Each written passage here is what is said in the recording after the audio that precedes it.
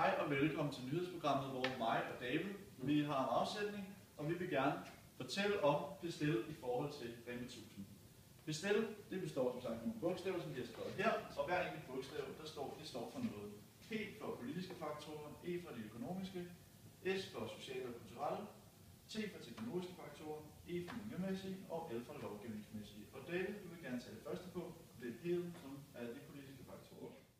De politiske faktorer, jamen der kan det være politikerne, der simpelthen går ind og bestemmer, at der skal være højere afgift på sukker og fedt, og det kan medføre til øget grænsehandel, det vil sige, at danskerne tager til bordershoppen og Flækgaard og køber ind, og dermed så bliver det også mere, så stiger deres discountforbrug, det vil sige, at de køber billigere ind på grund af det.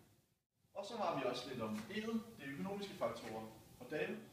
Godt, så har vi E, som rent faktisk på engelsk står for Economic Factors, men som så vil økonomiske faktorer på dansk, og det kan så være sådan noget som finanskrisen, der har gjort, at danskerne de begynder at spare mere, fordi de simpelthen ikke har flere penge, eller har mindre penge i dagligdagen, og så begynder de så at købe discount, og det kan så for eksempel være Rema 1000. Og Davids sidste punkt, det er altså S'et, og det er de sociale og de kulturelle faktorer. Okay. Så har vi S, det står for sociale og kulturelle faktorer.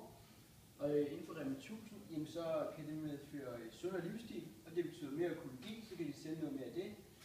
Og der har Rema 1000 i samarbejde med Gram Slot, og så er der også inden for demografiske forhold, der er der flere ældre, deres indkomst er ikke så stor, og derfor betyder det så, at de køber mere discount, fordi de ikke har så mange penge.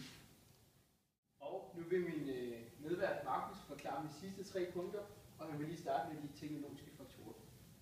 Godt.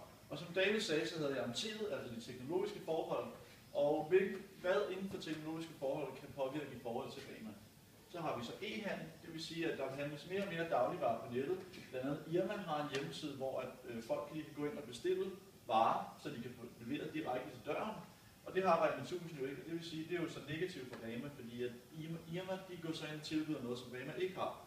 Så på den måde så kan Rema godt tage op sig i den vej.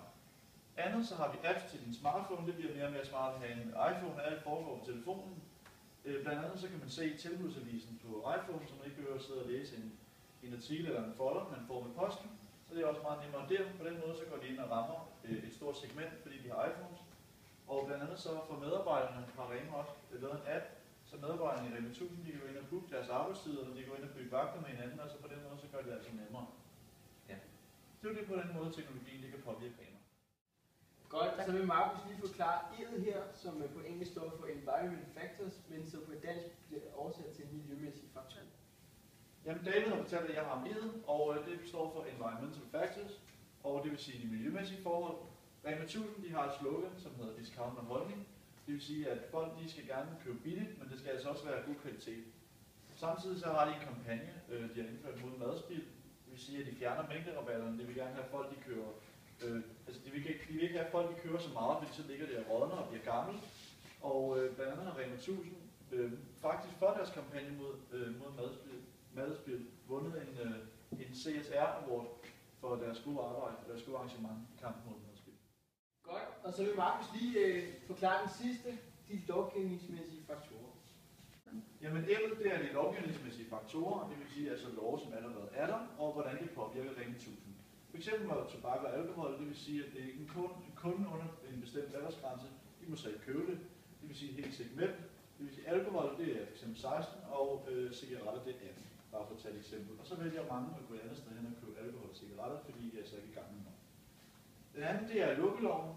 Vi vil konkurrere kioskerne, fordi nu har supermarkederne simpelthen mulighed for at have åbent på samme tidspunkt, og ligesom, altså på nøjagtigt samme tidspunkt, og de har endda mulighed for at have længere åbent i kioskerne.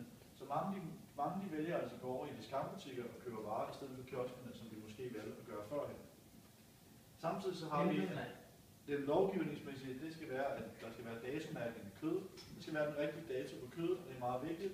For eksempel var der en artikel om, at Lidl og Netto, de overholdt ikke datomærkningen af kød, og det blev mange folk sure over, det medførte dårlig PR i nyhederne. Det kan være, at folk, der måske førhen handlede i Lidl og Netto, måske går over til et andet supermarked og vælger det fremover.